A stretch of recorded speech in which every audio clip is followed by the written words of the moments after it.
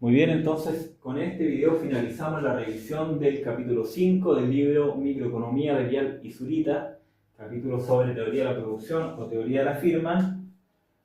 Y entonces, anteriormente introdujimos el concepto de costos fijos, evitables e inevitables, y dijimos la diferencia entre uno y otro va a depender del corto o el largo plazo. ¿Cómo podríamos entender mejor esta idea de costos fijos en el corto y el largo plazo? Bueno, podríamos decir que si la empresa tiene dos factores, su función de producción que antes era Z1 o Z2, ahora la convertimos en una función que depende de capital y trabajo, pero decimos que tiene un nivel de capital fijo, es decir, una cantidad fija de capital. Esa restricción la podríamos hacer de dos formas en nuestra maximización de la ganancia. Si nuestra maximización de ganancia es igual a P por Q menos C, donde C son los costos, ¿cierto? Nosotros ya sabemos que ahí podríamos resolver sin restricciones. Bueno, acá podríamos entonces agregar una restricción de K igual a K. Pero eso si es que nos dan una cantidad, si es que contamos con una cantidad fija de capital con la cual debemos mantener la producción. Porque lo otro que podría ocurrir es que la restricción fuese capital tiene que ser mayor o igual a esa cantidad fija. Entonces, acá hay un techo, hay un suelo y hay un techo.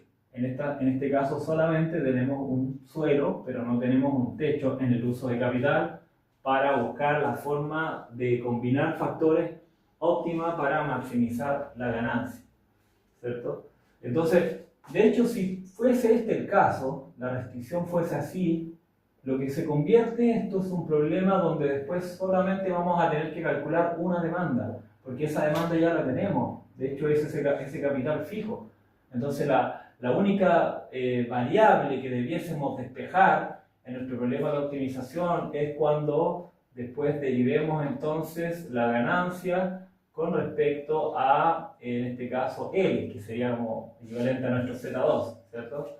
Dependiendo del orden. Entonces, solamente resolvemos esto sin restricciones y entonces podemos llegar a nuestra demanda no condicionada de trabajo, puesto que nuestra demanda en estricto rigor está condicionada, más bien restringida a un nivel, pero ya la tenemos, la de capital, ya existe.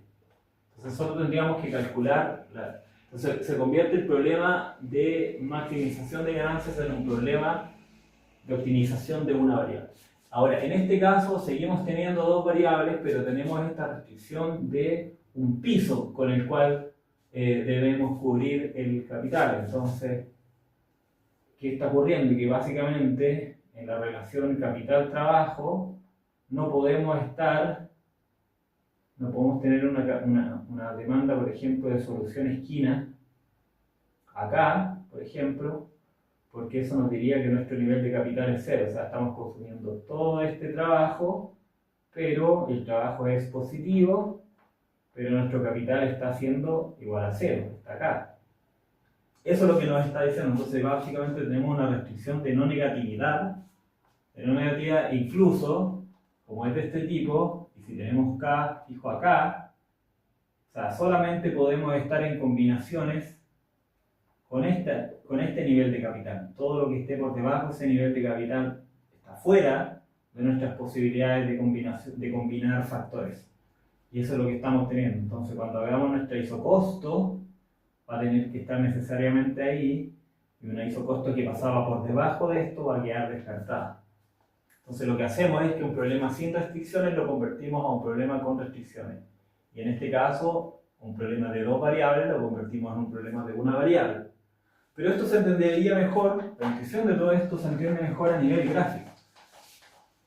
Primero, por ejemplo, podemos ver estas restricciones de corto plazo, porque esto, recordemos, solo es una restricción para el corto plazo. Por ejemplo, en el caso de, ya que estamos hablando de capital, en el caso de contratos de arriendo que se tienen que pagar por un tiempo, o de maquinaria que no la puedes llegar y reemplazar, simplemente, sino que hay plazos de adaptación de personal al uso de esas maquinarias, de especialistas, de operaciones, de mantención, En fin, muchas razones que podrían decir que en el corto plazo tienes un nivel de capital del cual no puedes prescindir.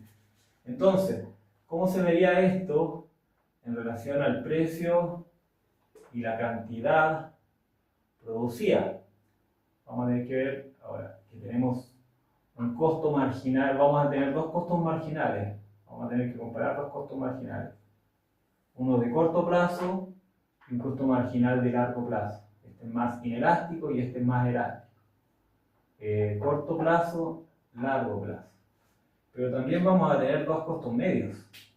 Como hacíamos los costos medios en azul, sería ahí tendrían que coincidir, sería algo así, sería otro más plano, ahí.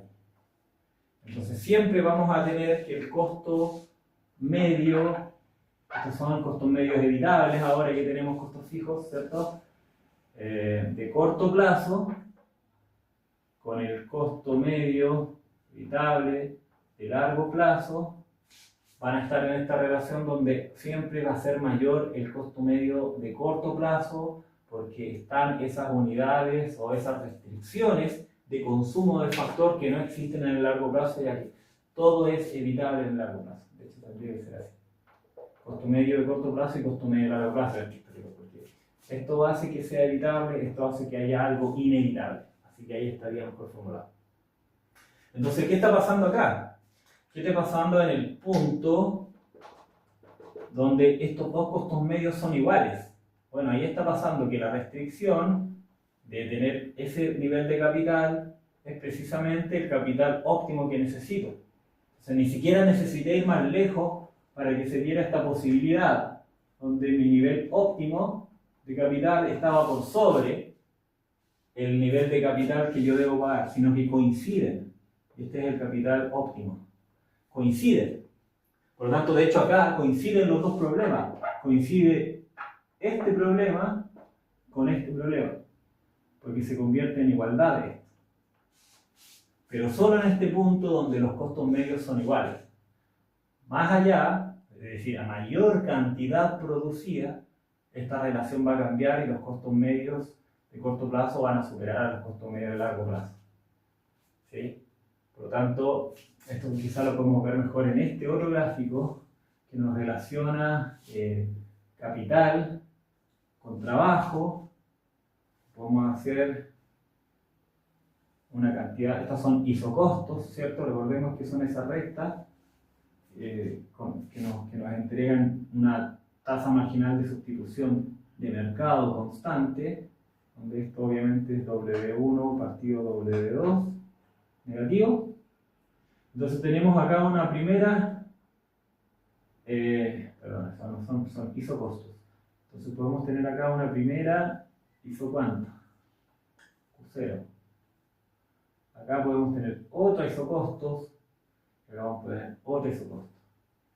Pero en el largo plazo, eso es todo corto plazo. En el largo plazo vamos a tener un isocosto menor por esta relación de que en el largo plazo todo es evitable y en el corto no. Por lo tanto, en el corto siempre vamos a tener costos marginales mayores a costos marginales de largo plazo y costos medios de corto plazo mayores a costos medios de largo plazo. Eso es lo que estábamos mostrando acá. Por eso el isocosto está por encima. Entonces, las líneas rojas van a ser largo plazo, y las isocostos azules van a ser corto plazo. Corto plazo, y bueno, aquí lo que está pasando es, obviamente, que coinciden. Largo plazo. Y acá nuevamente, corto plazo. Entonces aquí vemos lo que dibujamos anteriormente. Vemos que las isocostos, que son las que nos determinan nuestro costo marginal y costo medio, ¿cierto? Están por sobre el largo plazo. Por sobre el largo plazo. Pero hay un punto en el que coinciden. Es precisamente este. ¿Cierto? Aquí tenemos una cantidad que le podríamos llamar Q0. Ahí tenemos Q0. Estamos viendo las dos formas de apreciar la diferencia de corto y largo plazo, ¿cierto? Cuando aparecen estas restricciones de una cantidad necesaria. Entonces, si esto para que sea paralelo, lo que va a pasar acá es que vamos a tener ser así. Y esto va a ser así. Q1, Q... Vamos a verlo así. Q0, Q1. Ya. ¿Qué cosas podemos extraer de acá? Podríamos decir, cuando yo paso de una restricción de capital fijo, ¿cierto? Que es la que yo tengo acá, entonces, si yo tengo en el largo plazo mayores costos que en el corto plazo, me voy a ubicar en el corto plazo en una parte, en un punto de mi curva de nivel de la cantidad producida que va a ser intensiva en capital. En el muy corto plazo yo voy a estar entonces, o sea, este es corto plazo, este es corto plazo, este es corto plazo, pero a menor cantidad producida voy a ser muy dependiente de capital. A mayor cantidad producida voy a ser menos dependiente de capital. Y esto lo podemos ver acá. Esta es la cantidad de capital que se me está solicitando que mantenga mi empresa por los contratos, en fin. Entonces, ¿qué está pasando acá? Hacia aquí, la curva de nivel me dice, estoy siendo intensivo en qué tipo de... Esto me debió haber quedado al medio, pero pensemos que está centrado, ¿ya? Entonces, la curva de nivel me dice, estoy siendo intensivo ¿en qué factor? Acá claramente estoy cargado hacia el capital, porque con poca cantidad producida, ya que acá tenemos los Q, ¿cierto? Q1, Q barra y Q0, Q barra y Q1, entonces con poca cantidad producida voy a estar siendo intensivo en capital. Con mucha cantidad producida voy a estar siendo más intensivo en trabajo porque voy a verme reacondicionado en mi empresa para depender menos de esta cantidad. Entonces toda la cantidad extra que fui produciendo empecé a implementarla más con trabajo para que esta restricción se perdiera, ¿cierto? A medida que aumento mi producto. Pero no es la única razón. Bueno, y aquí decimos estamos en el medio, ¿cierto? Vamos a decir que estamos acá, centrados entre capital y trabajo. Entonces, y de hecho en este punto, por eso es Q barra, que está ahí, podríamos decir que se está dando esto. Está dando que justo la cantidad de capital que yo necesitaba optimizar, ¿cierto? Que me daba este punto de tangencia, coincidía con la cantidad que yo necesitaba cumplir por los contratos que contraje en el pasado. Entonces, por eso acá lo que tenemos es largo plazo, corto plazo. Son lo mismo, porque se da esta intersección. Las líneas de costo marginal de corto plazo con largo plazo coinciden ahí, costo medio de corto plazo con costo medio de largo plazo coinciden ahí. Entonces, esta barra, esta isocosto es, por así decirlo, roja y azul a la vez. Y no es la única relación que podemos ver, también podemos ver los cambios. Para moverme de una isocosto a la otra, por ejemplo, las distancias que recorro. Si aumentara, por ejemplo, el precio del bien y yo aumentara la producción para aumentar mi ganancia, la distancia que yo debiese recorrer, por ejemplo, acá, en el corto plazo, porque estoy pasando de azul a azul en el corto plazo, va a ser A, pero en el largo plazo, que tengo que pasar de rojo a rojo, va a ser B. Y A claramente es mayor que B, por lo tanto la cantidad de producción extra que yo debo generar para capitalizar ese aumento del precio del bien que produzco es mayor en el corto plazo que en el largo plazo. En el largo plazo, las cantidades que yo debo adecuar para capitalizar los beneficios son menores.